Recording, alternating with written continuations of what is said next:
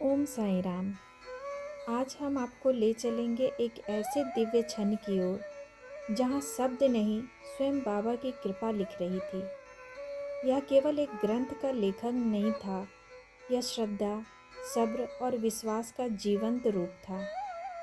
यह प्रसंग है ग्रंथ लेखन का दृश्य, जो आगे चलकर साईं सच्चरित्र के रूप में पूरे संसार के लिए आस्था का दीपक बना। शिरडी का वातावरण। उस समय शिरडी एक छोटा सा गांव था। मिट्टी की गलियां, साधारण जीवन, लेकिन उस साधारणता में असाधारण उपस्थिति थी साईं बाबा की। बाबा मस्जिद में विराजमान रहते, धुनी जलती रहती और भक्त अपने अपने दुख बाबा के चरणों में रख दिया करते। कई लीलाएं प्रत्यक्ष रूप से घट रही थी, लेकिन कोई नहीं जानता था कि ये लीलाएं एक दिन ग्रंथ बनेंगी। हेमाड पंत के मन में भाव। बाबा के प्रिय भक्त गोविंद रघुनाथ दाभोलकर, जिन्हें हम हेमाड पंत के नाम से जानते हैं, इन सब लीलाओं के साक्षी थे। उनके मन में एक गहरी भावना जागी। अगर ये लीलाएं लिखी नहीं गई तो आने वाली पीढ़ियां इनसे वंचित रह जाएगी। लेकिन उसी मन में एक डर भी था, क्या मैं इसके योग्य हूँ? क्या मैं बाबा की महिमा शब्दों में बांध पाऊंगा? बाबा की मौन। हेमाड पंत ने एक बात सीधे बाबा से नहीं कही, लेकिन बाबा सब जानते थे। एक दिन बाबा ने केवल मुस्कुरा कर देखा। वो मुस्कान कोई साधारण मुस्कान नहीं थी। भक्त समझ गया, यह आज्ञा है। बाबा ने कहा नहीं, लेकिन संकेत दिया। जो देखा है, जो अनुभव किया है, उसे सरल भाव से लिखो।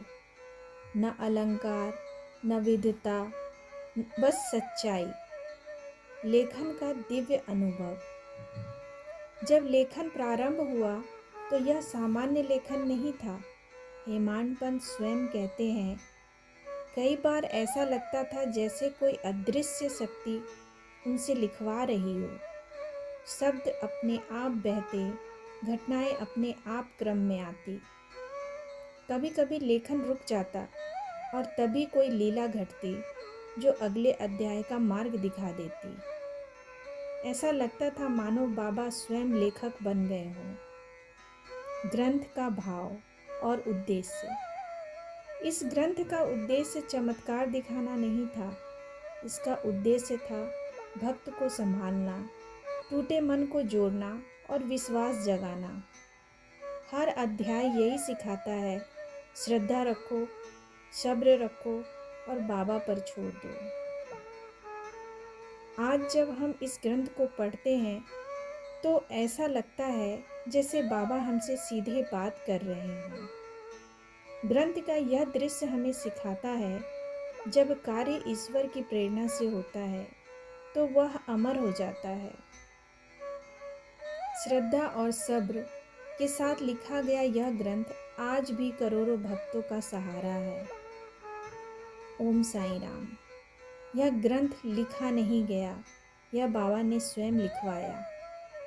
इस प्रसंग का पूरा अध्याय विस्तार से जानने के लिए हमारे YouTube चैनल पर अवश्य आएं।